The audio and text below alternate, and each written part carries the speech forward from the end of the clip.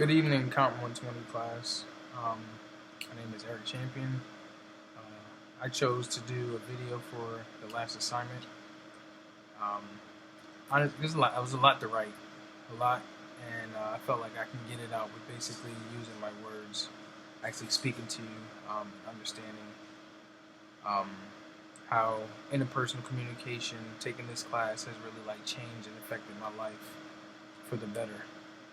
Um, Skills I've learned where like active listening, being flexible, the empathy, using my verbal communication, being the leader, you know, conflict resolution, having a positive attitude, and then patience and sensitivity. Um, those are some of the type of things that I've picked up also on this journey with this class. Been married for 10 plus years and been through counseling, marriage counseling, individual counseling. Um, Honestly, I've learned more in this class than taking any of those things. Um, it's helped me, on a day-to-day basis, like with my wife, dealing with my children. Even, I'm in the military now, dealing with my soldiers that I have. When it comes to like, I would say one thing is like active listening.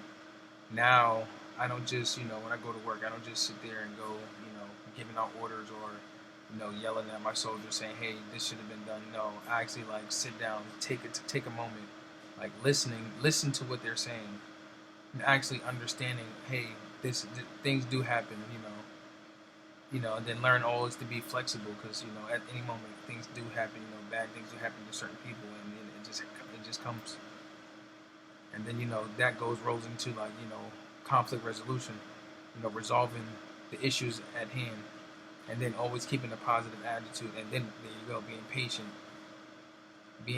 Patience is like a big thing also, and then like always rolling into like self concept. I had to really like understand who I am as a person, like really dig deep, understand like who Eric is, like what does Eric want to do with his life.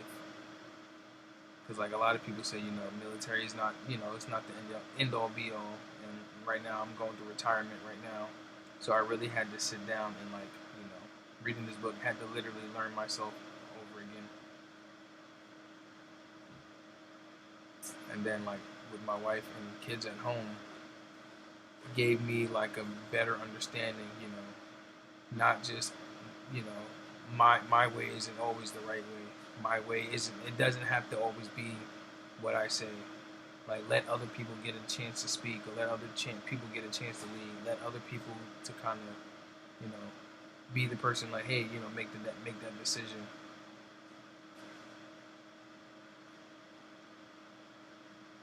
And then like that comes into like the perception, changing that right there for me.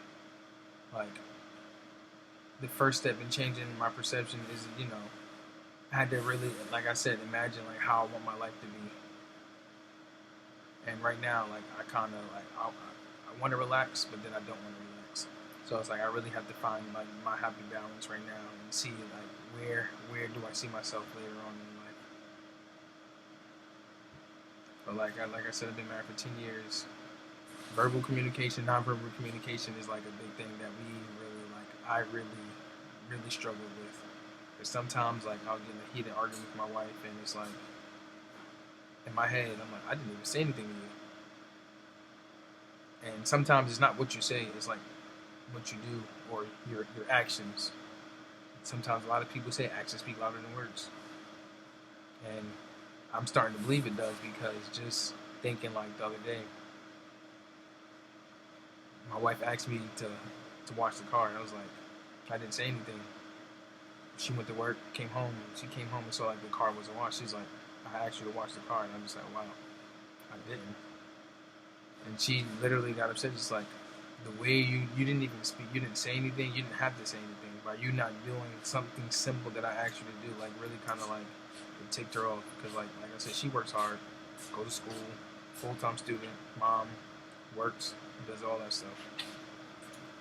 And just for me, sometimes I have to take that little extra step to kind of like help out sometimes. And then like me, I tend to hold in how I'm feeling a lot without saying anything at all. I just kind of like just let everything build up, bottle it in, and then like once I get to my breaking point, like I explode. So now, rather than exploding, like I actually like listen.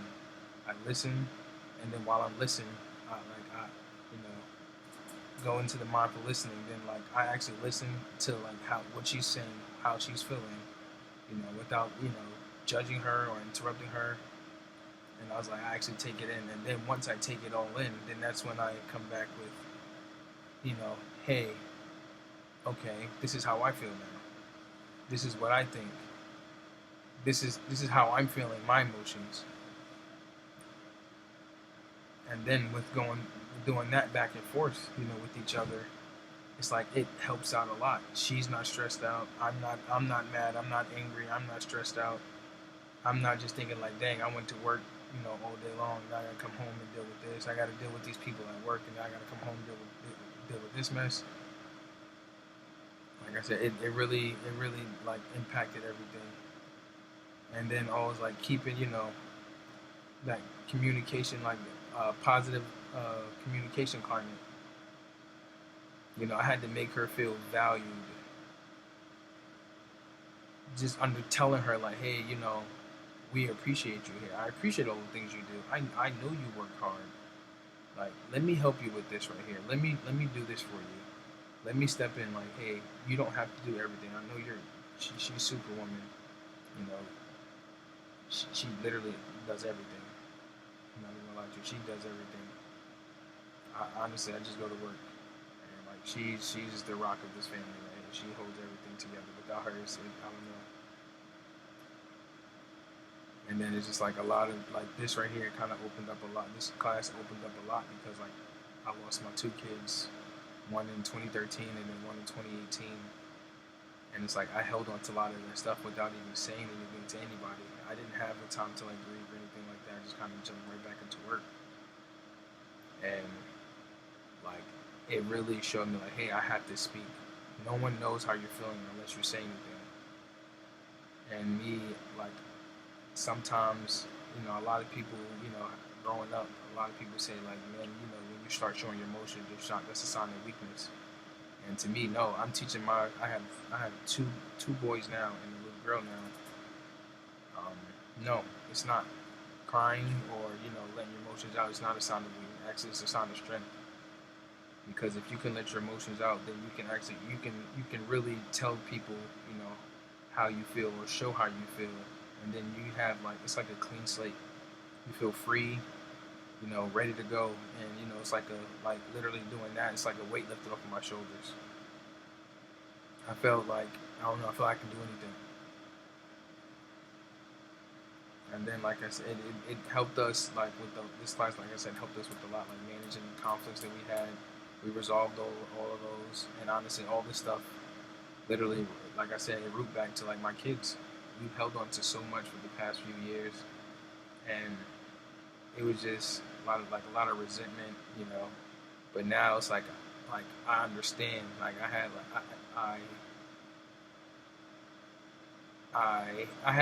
I showed a little empathy where I understood what my wife was feeling. Because like I said, showing your emotions is like a sign of weakness, and I understand. I was like, no, it's not. So now like I can sit back and understand like, dang, everybody doesn't feel like me. Everybody doesn't always think like me. Everybody has a different perspective in life. Everybody has a different plan in life, you know. And just going through life without judging, judging people, or just really listening to the people that you keep close. And being married for 10 years, like I decided to be in a committed relationship with my wife.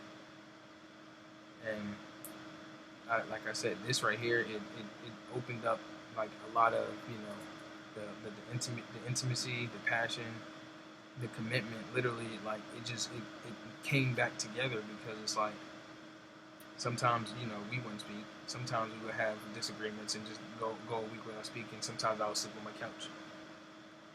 But now it's like, hey, I can talk to her and she understands, and like she's like, oh, he needs a break right now. He needs a minute. Let him get himself together, and then we can resume this conversation. And with all that, like my family literally has been, I'm telling you, it has been like a change.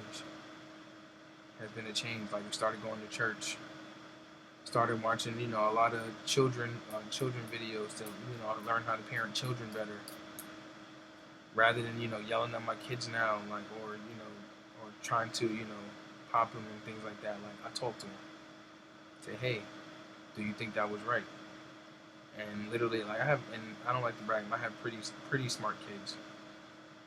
They literally they understand a lot of things that's going on, and a lot of stuff they shouldn't understand. So like, I literally talk to them, say, hey, like I have one of my oldest right now. His name is EJ. Very smart, fairly intelligent. Sit there and have a full conversation with him. He's like, hey, daddy, I don't feel so good today. I'm like, hey, what's going on? I don't know. I just don't feel. I just feel sad. And some days, like he does feel sad. Some days my kids feel sad because like they know, like we do have my two boys that passed, and like we always, like, we let them know who they are. We have like pictures. Yeah, I can't find one, but we have pictures. We have little heirlooms around the house, basically. Liam and Aiden, our angels that are watching over us.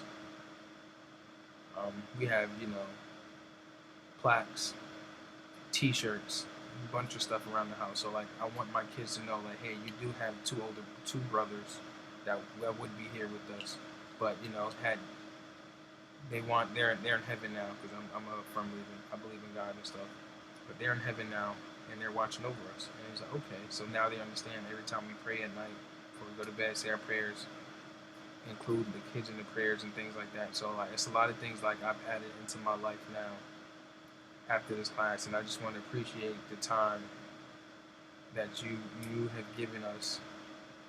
And I know I really didn't, a lot of my work was kind of like late sometimes, well, most of the time.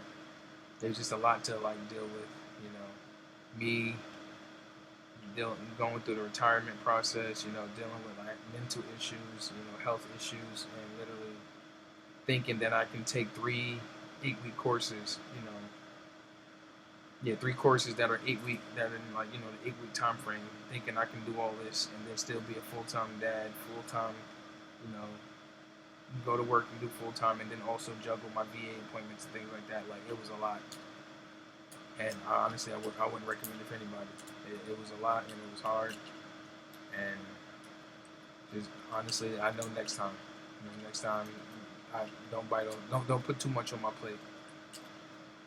But I just want to say thank you, and I appreciate you, and y'all have a good one.